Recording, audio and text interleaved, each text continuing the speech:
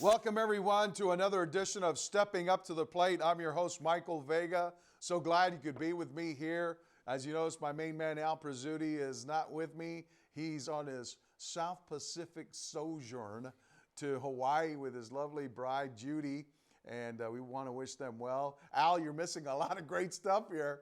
I mean, with the Bruins winning, the Bruins winning out, unbelievable. The Celtics, you got the Patriots extending their win streak against the Jets, and all this great stuff going on. It's playoff time here in Milton, and it's championship hunting time for a lot of teams across the state.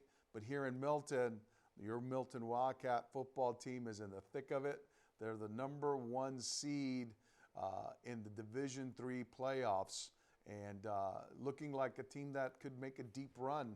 And so, you know, it's going to be interesting to see how it all turns out here for the Wildcats. But last Friday they wrapped up their first undefeated regular season since 2019 with a very impressive 28-7 win at Natick. And if you recall, last year Natick was one of the teams that just trampled the Wildcats with the power running game. Scituate was another, Natick was one, and then North Attleboro. And all those teams made deep runs into the tournament. Scituate winning the state championship last year, Division IV. And this year, Milton, you know, got their payback a little bit, you know, extending their season into the playoffs now as the number one seed. But they had a great win at Natick, where Owen McHugh had just a phenomenal performance. He ran for a touchdown, threw for a touchdown to Shane Olson, and then had a 60-yard pick six interception return that gave the Wildcats a huge 21-0 lead there at the break. And the Wildcats wound up coming up with 4 interceptions in all.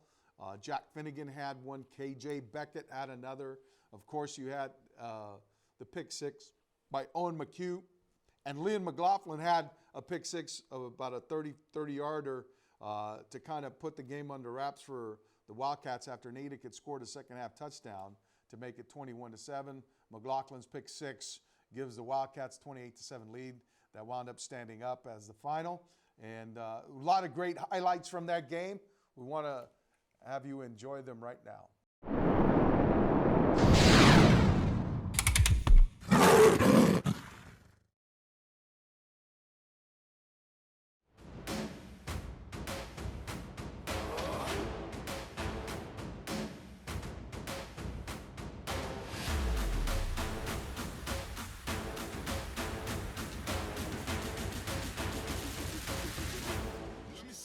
To this,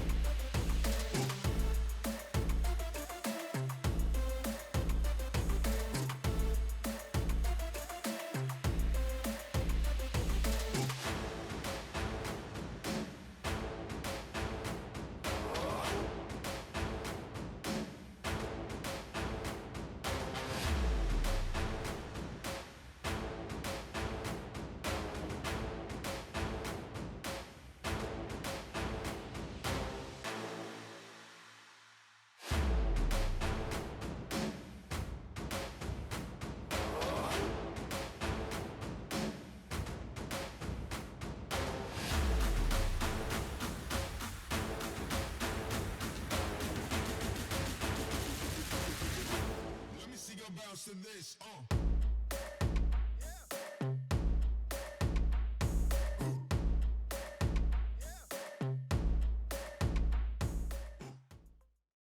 As I mentioned, the Wildcats wrapping up a great 7-0 regular season run We'll briefly recap the highlights here with the starting of the season here for Milton with a 33-26 win versus Scituate, which was followed by a 47-6 victory at Framingham. Then Holliston came to Milton. 42-6 was the final for the Wildcats there. Then they had a big game against Walpole. It was an emotional win for the Wildcats.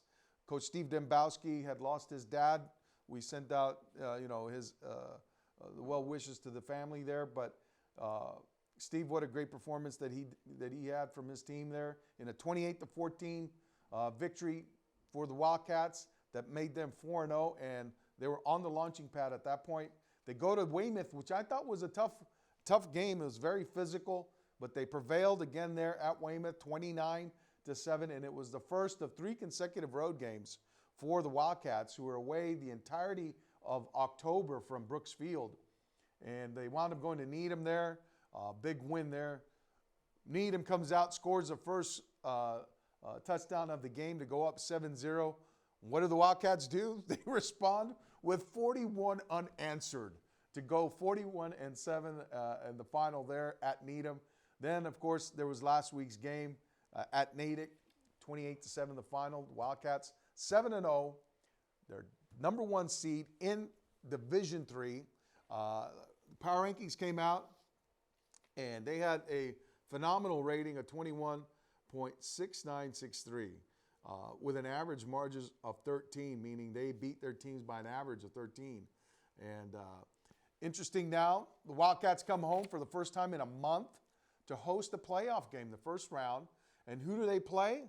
Well, none other than the Minneshaug Regional Valley Falcons of the Pioneer Valley League. Minneshaug finished 4-4. They were out of the playoffs as the 17 seed, but climbed into the top 16 after Silver Lake Regional, which went 2-6, but had an opponent rating of 12.1672, which bolstered them, with the new statewide rankings. Now, who you play and who you beat is just as important as anything else.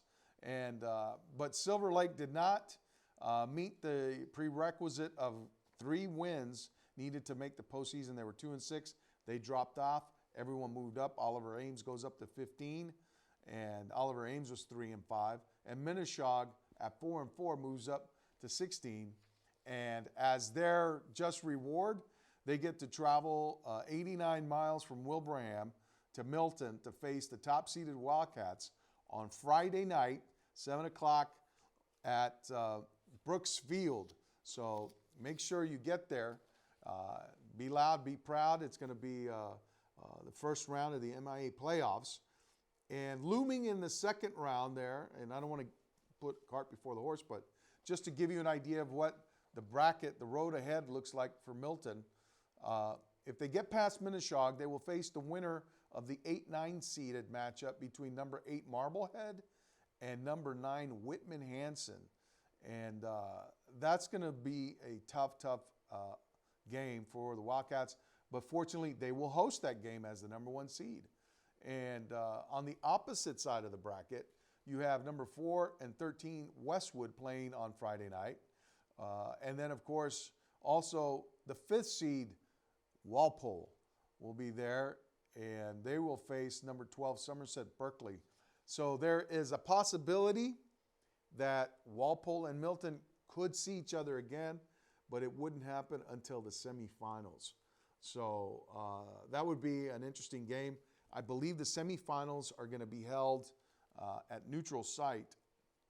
And then, of course, the state championship would be at Gillette Stadium, Division III. So a lot to look forward to, a lot to be excited about with regard to football. But you know what? They're not the only Milton High team that's in the playoffs. I would be remiss if I didn't mention that the Milton Wildcat field hockey team, the 15th seeded field hockey team, is going to be facing North Attleboro on Saturday at 6 p.m. So congratulations to the Wildcats field hockey team for making the tournament. And then there's the girls volleyball team, ranked or seeded 17th. They finished the season 13-5. They will be on the road at Burlington, the number 16 seed, which finished 16-4, in a matchup that the Boston Globe has cited as one of the best first-round matchups in all of the girls volleyball tournaments. So if you can get out there, again, be loud, be proud. That game is TBA still. They haven't decided on a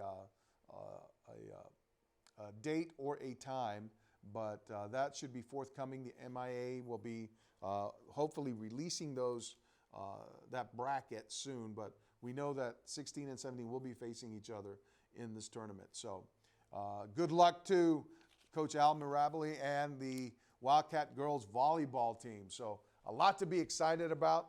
And as I mentioned, the Wildcats will be hosting Minneshaug Regional, and they're the Falcons from Wilbraham of the Pioneer League. And just a little bit about them, they went 4-4 this year.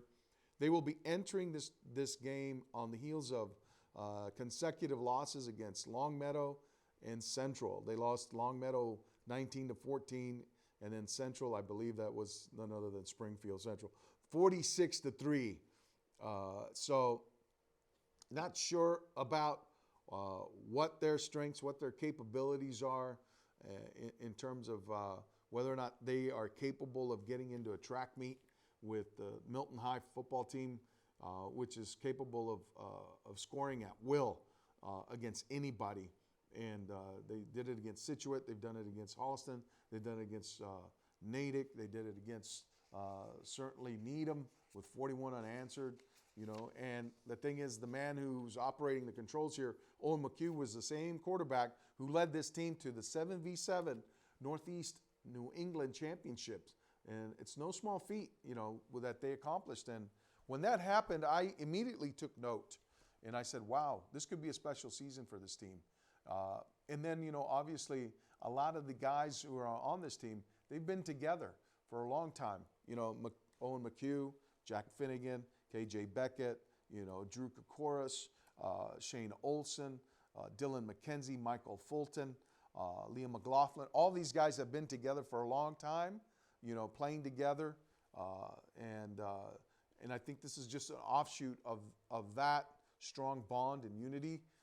We saw that in the baseball season when the Wildcats wound up winning the entire championship. They won the state championship, and well earned there. Coach Brendan Morrissey was very proud of these guys, and he spoke of the bond that they had too.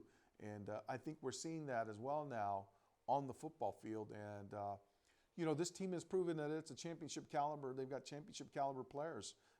With the way they performed in the baseball season, I think we're seeing that now in football. And Coach Steve Dembowski probably would agree with me that there's been a little bit of transference. We're hoping maybe that he'll be able to join us next week. If the team advances, we're knocking on wood that they do. But we want to urge everybody to get out there, be loud, be proud. And if you can't, you can catch all the action here on Milton Access Television on Channel 22, and YouTube Live as well be streaming for all of those who will be out of town and out of range of the broadcast. But you can still catch it there, and it'll be archived on the Milton Access website and video on demand as well. So a lot of ways you can catch up to the game. If you can't be there live, you can watch it on TV live. And if you can't watch it on TV live, you can always go back and watch the archived version of the game. And you can catch any other of the games too that Milton Access has archived, on their website. So, go ahead and make sure you click on that and, enjoy. Well, a lot to be discussed here. As I mentioned, my main man, Al Prizzuti, would just be bursting, with pride with the way the Bruins are playing right now. It looked like they were not going to have a great game at Pittsburgh, but, Linus Ullmark did not have a great start to that game and wound up giving up 5 goals. And then they brought in Jeremy Swayman. Swayman gets injured. Ullmark has to come back. He redeemed himself. And that's the operative word, redemption. And I think the Bruins redeemed themselves by coming back from a 5-2 deficit, tying the game on an unbelievable goal by Taylor Hall, who batted the puck out of midair with his back to the net, spun and just swatted it past Tristan Jerry for the tying goal inside of a minute there at the end of regulation. Then the Bruins get it into overtime. Hampus Lindholm takes a tough penalty. Gino Malkin winds up drawing a penalty. Lindholm goes to the box, and now the Bruins are shorthanded to start, the overtime. So it was a tough thing for the Bruins to weather. They got through it. They killed off the penalty. And Lindholm came and redeemed himself with a beautiful coast-to-coast rush on net that resulted in the game-winning goal for the Bruins in a 6-5 overtime win at Pittsburgh. And that came on the heels of another stunning performance with, Brad Marchand back in the fold. It was a kind of a surprise thing, but Jim Montgomery, the coach of the Bruins, a first-year coach, has to be pinching himself because the Bruins now 9-1 with the league best record. Who would have thunk that? With Brad Marchand out, with Charlie McAvoy out, with at one point Matt Grzelcyk out, and this team, really held its own. And not only that, they got really great performances from a lot of people. David Krejci. Krejci's out right now. We don't know for how long. Took a really tough injury. I think got hit over the head, cracked over the head with a stick, and unbelievable. But the Bruins now are rolling, and they're getting healthier, and they still are awaiting the return of McAvoy to that defensive core. And unbelievable when you pair him with Hampus Lindholm. I think this team is just taking off, and they're in the midst of that. They may be running away from people right now. So it'll be interesting to see how the Bruins wrap up the month of November after a great month of October start for them. And my main man Al is out having lava flows on the beach. I'm sure he's watching the Bruins. I don't think his wife Judy is allowing him to even watch one bit of sporting programming out there. But he also missed a great Celtics run here. Celtics start out the season 4-2. And a bit of news that dropped yesterday with the Brooklyn Nets firing their coach, Steve Nash. So how does that affect the Celtics? Well, all of a sudden, the Nets are talking about having Ime Udoka, the suspended Celtics coach, come aboard as their head coach. And why? Well, Udoka has some history with them. He sat on the bench there with Nash after coming over from San Antonio and Philadelphia, where he had similar stints, and wound up getting the job, with the Celtics after, serving a stint on the Nets bench. Worked with a lot of the guys there. And that dynamic seemed to play or have some kind of impact last year in the playoffs when the Celtics swept the Nets in the first round. And so there was, I remember there was some conjecture, some speculation about whether or not the Celtics wanted to play the Nets in the first round last year. And Udoka smartly, managed his team, got them into the playoffs, got them into the NBA Finals.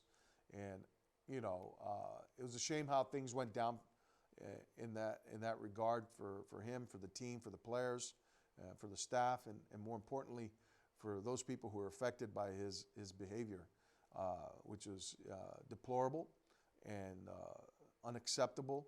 And you got to applaud the Celtics brass for taking the steps and measures that they did. And now they'll be able to avail themselves of this lingering controversy, this cloud that's hanging over them. What to do with Udoka when he was going to be coming off the suspension. Well, Celtics are saying to the Nets, hey, if you'd like to talk to him about being your coach, be our guest.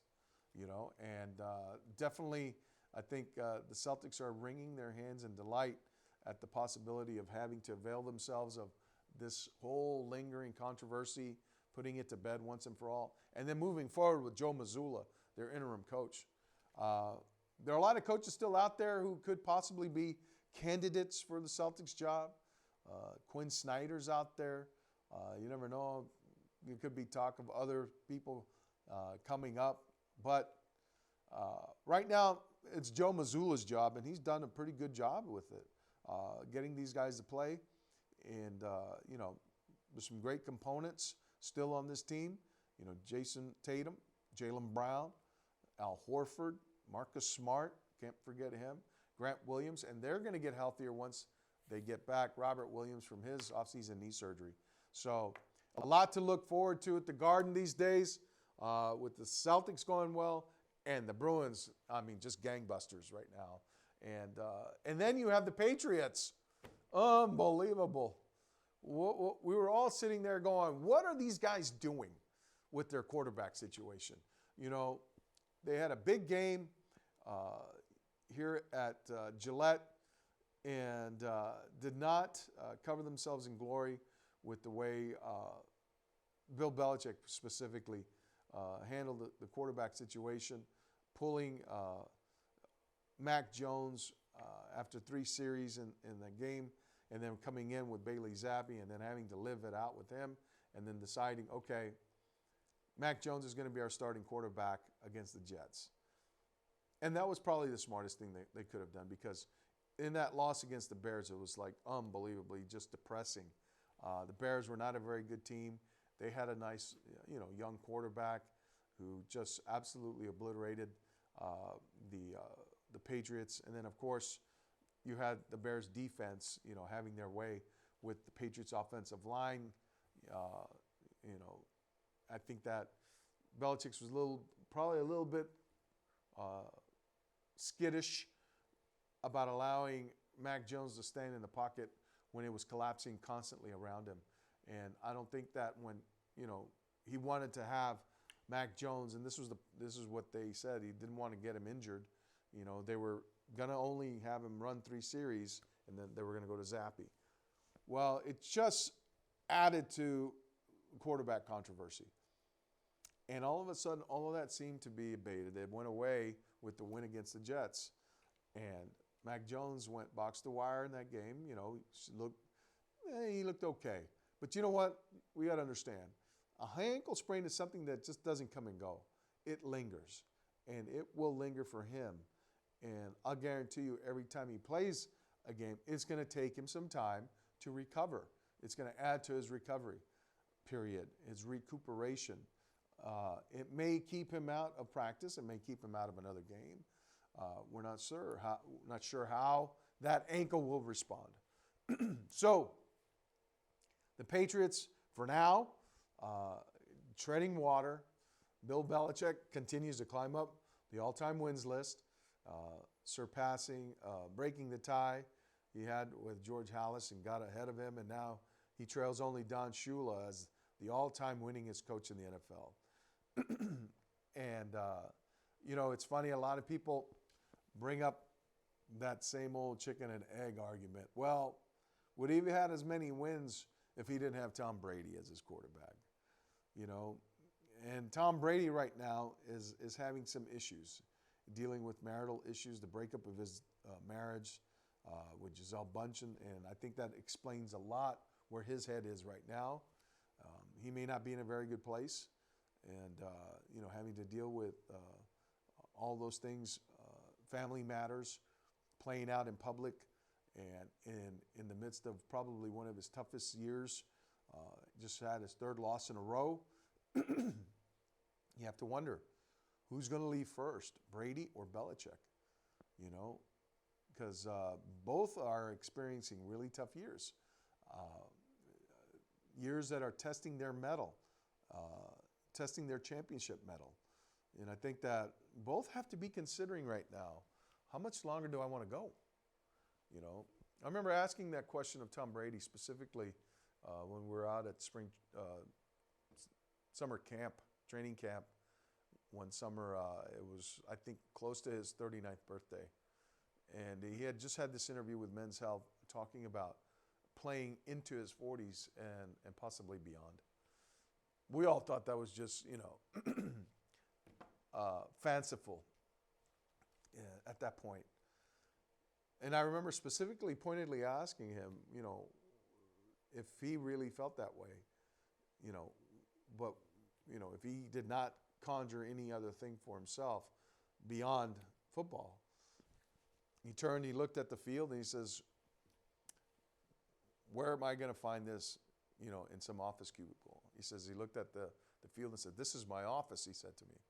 He said, this is where I belong, And in that moment, I knew that he's not going to go away that easily. He's not going to be able to give this up. And right now, he's struggling with that because now his devotion to football has now cost him his marriage. His devotion, his all-out devotion to football now is not paying or reaping the rewards that it once did for him.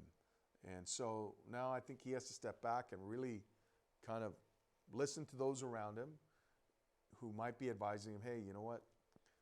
You've done all that you can do. You've won games. You're going to be a first ballot Hall of Famer. Don't go out there and tarnish your image anymore. Don't do that. Don't be yelling at your offensive lineman for not blocking for you when you're not showing up at practice, when you're skipping out on things. And it's in light of what he's going through, there's some things that might be excused, but you know what? All of those guys deal with stuff too. They don't bring it to work, and they can't. And, you got to build a brotherhood in order to succeed, especially, at that level. And if you're unable to do that, maybe it's time to think about stepping back, And Belichick, well, this is a huge challenge for him, and we'll see how he handles it. He's always straightforward, always looking to get, the next game. They're on to the next game, so it'll be interesting to see how that happens and how they do with that. But at any rate, it's time for me to land the plane, and I want to thank everybody here for taking the time to spend with me here on Stepping Up to the Plate. I want to urge you, Friday, 7 o'clock, Brooks Field, the playoffs, number 1 seeded Milton Wildcats will be hosting the number 16 seed Minnesota Falcons from the Pioneer Valley. And so get out there, be proud, be loud, and let's go Wildcats. All righty, everybody. Thanks very much. We look forward to being with you next time here on Stepping Up to the Plate. Take care.